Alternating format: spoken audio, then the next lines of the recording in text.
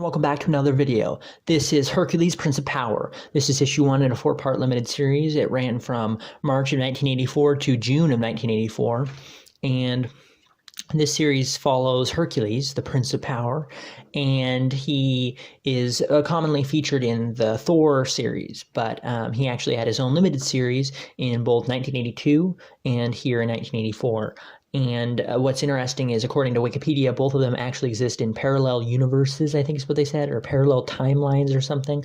And I imagine it doesn't say that here, but if Wikipedia is right, my big guess as to why, my speculation, I'm speculating that they did that because they didn't want to have events here take place or need to fit within a chronology that could affect or retcon certain elements of the Thor continuity. It seems like it'd be too much from reading this without going too far into it. It seems as if it would be way too difficult to try and fit it in. It says that it takes place in the year 2385, but nonetheless, it seems like something that wouldn't be the easiest to kind of fit in, and certain elements are odd. Anyways, I'll just keep going on here. And this comic's actually split up into two parts: the prologue and basically where that story actually begins. This prologue does a good job at basically telling the reader about what a Skrull is. A Skrull is a green alien creature that is bred to be a warrior. The race is a warrior-like people. Alien species, very similar to Spartans and things, in that the children are raised to fight, and if they don't fight, that they're useless. That's their job. And when they're done fighting and they're too weak to continue, they're disposed of.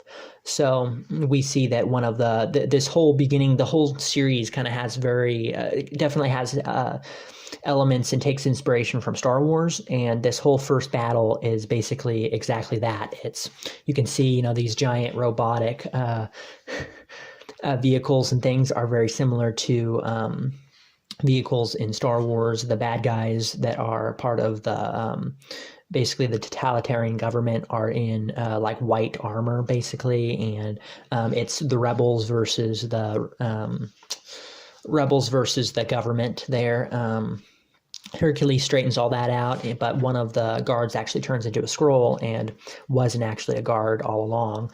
And in the middle of all this, there's one of the casualties is of a lieutenant, I think it is, lieutenant or captain that is of the resistance that Hercules is friends with. And that's not too important to us if you don't know who he is. I don't know if he was a prevalent character in the last miniseries that came out, 2 years prior to this, but nonetheless, his death isn't important to me or others that wouldn't know him. But what is how his death affects Hercules, and you'll see later on kind of some changes in this series with the way that he acts. He starts to realize that the way he acts causes basically destruction to those around him, and that using logic is a better way to fight than using his own bronze, and that using brains instead of bronze will get him out of situations in a much cleaner way. They then head to a nearby planet. They're basically vigilantes in a way. Recorder, which is the name of of Hercules' android in Hercules, and they meet this local empath, I think is what she's called, which she's able to sense people's emotions and basically pair her emotions with others. So she's able to basically have people love her or like her because of the way she's able to mimic people's responses and things of that nature, or mimic people's emotions, so to speak. And she's also able to sense people's emotions. What's interesting is how that's actually a power of one of the X-Men characters, so that's kind of a cool parallel there. And while Hercules is in the hotel, the big arc in this issue is that kind of continuing the thing about Skrulls, he falls in love with his attention is grabbed by an attractive woman that is going through the hotel, and this whole issue is him trying to basically woo her, only to find out that I don't really think it's too many spoilers, only to find out that she's a Skrull in disguise. And this Skrull then joins Hercules and the android on their adventure that will soon start to get much bloodier. And the woman turns into a scroll, as you can see here, and he's able to join them because he's actually a fugitive or whatever, hiding from the scroll army, and he was one of the ones that was going to be executed because he was done with and couldn't fight anymore. He wasn't able to fight anymore, and of course he didn't want to be killed, so he fled his own planet and has been hiding out here ever since. And the funny part about him becoming a woman is that that's a consistent trend throughout these issues, is that all the creatures and beings that he becomes are always female. He becomes a little girl and as you can see, an attractive woman there, and he becomes a woman again later on, and finally, I think, what was it? What was the other thing he became? He became like a beetle at one point. That isn't relevant. But there was something else he became that was also female. That was like an animal, I thought. Anyways, nonetheless, and here's a different planet that they flee to because their scroll. The scroll is basically wanted dead because he's a scroll, simply because he's seen as dangerous. People are basically racist towards all scrolls because of the destruction and the blood that the race has spilt. So that's kind of an interesting dynamic there. And Hercules, what a cool scene here where Hercules hops onto the basically the police's vehicle and takes it for his own, and the scroll and recorder are stuck in the chariot that they were riding, and it crashes straight into an apartment and into a woman's bathroom, and she freaks out and screams, and that's funny. And the scroll is stuck in the water there, and the android goes headfirst right through the wall, and on the other side he's sticking out there out of that guy's mirror on the inside there, where you put medicines and things of that nature. Hercules comes in and saves the day, but finds out that his android companion has a busted capacitors or whatever, and is acting all wonky because of the collision. And they head off to a local space station, and in that space station some bad crap goes down, and there's a man that you'll soon find out has been given the powers of a god and has to transform into this being, which is called the Red Wolf, and has to kill scrolls, and he becomes the Red Wolf whenever a scroll is nearby. That obviously isn't going to be good for Hercules if they're heading to the space station to try and fix the android, and so on and so forth. Next up in issue 3, some things go on where, as you can see, Thanos there. I just love all these covers. Issue 1 is the best here, though. I love the the Kirby dots, I should say, and the dynamic poses here, and the beautiful indigo purple celestial background there. It's more purple than indigo, but and all the different characters there. I like that quite a bit. And issue 3's cover is quite good as well. Issue 2 is nice as well. And yeah, Thanos is technically involved. If I remember correctly, he doesn't actually make an appearance, but it's his last warrior is trying to retrieve bracelets that are on the corpse of Captain Marvel. Not the Captain Marvel from the movies, but a different Captain Marvel that had perished at this point where this takes place, which is 2300 and something. Supposedly Captain Marvel, the male Captain Marvel, is dead at that point, and one of Thanos's goons basically are trying to retrieve the bracelets that he had on and use it to channel energy and basically continue to try and destroy the universe along with Thanos. And the scroll turns into a woman once again, a beautiful woman to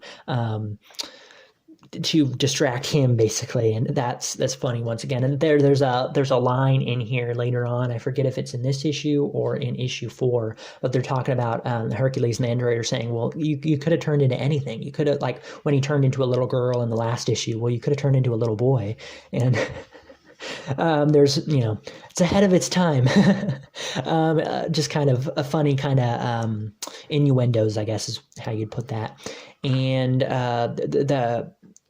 the body where Captain Marvel's body is being held in this tomb they're on Titan currently, and in the core of Titan, or underground in Titan is where the body is being held, but there's quite a bit of traps and things. And once again, Thanos's big bad breaks in and is able to get those bracelets, and fight commences. I don't really want to spoil things, but it kind of makes me wonder how far I'm supposed to go.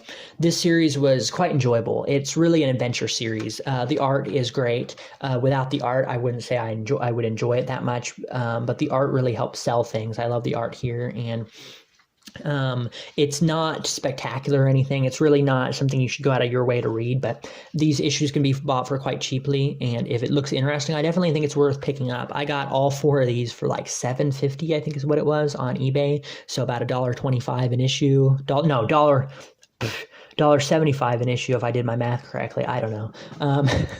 Yeah, it's an enjoyable series. I like the art quite a bit, and there's some good action in here. The action's not great. It definitely won't rival Thor in action-wise, but along with the action, it also has comedy that is quite good. You have a lot of kind of innuendos in terms of, they break into that woman's bathroom where she's naked in the bathtub, and there's the scroll keeps turning into attractive women to seduce the men in the issue. So that's kind of the whole dialogue between everybody is always kind of charming as well. And the whole thing about when they're in the 3rd issue, when they're breaking into Thanos's goons are breaking into the tomb of Captain Marvel. Some of them die, and they basically they don't care whatsoever about one another. They all care. They want to get the bands themselves. They don't care if each other die. So some of the goons get totally obliterated, incinerated by these fire traps that are in the catacombs, and they go, oh, that's a shame. So that there's some comedy there as well, and I think that's really what this series has going for it. It's not great, but it's good enough for what it is, and I think a mixture of some high quality art, some fun action. It's not spectacular, but definitely some solid fun action, and some real good comedy. I think all combined help make this adventure really feel worth it. It really feels more substantial than just 4 issues. And there's some cool revelations about Hercules. It's a little weird because, like I said, it's in an alternative universe, so it doesn't really tie into the Thor comics like I thought it would. But at the same time, you can kind of infer, you can kind of pretend it and forget about the whole timeline stuff and just kind of enjoy the issue for what it is. And I don't know what this is. Okay.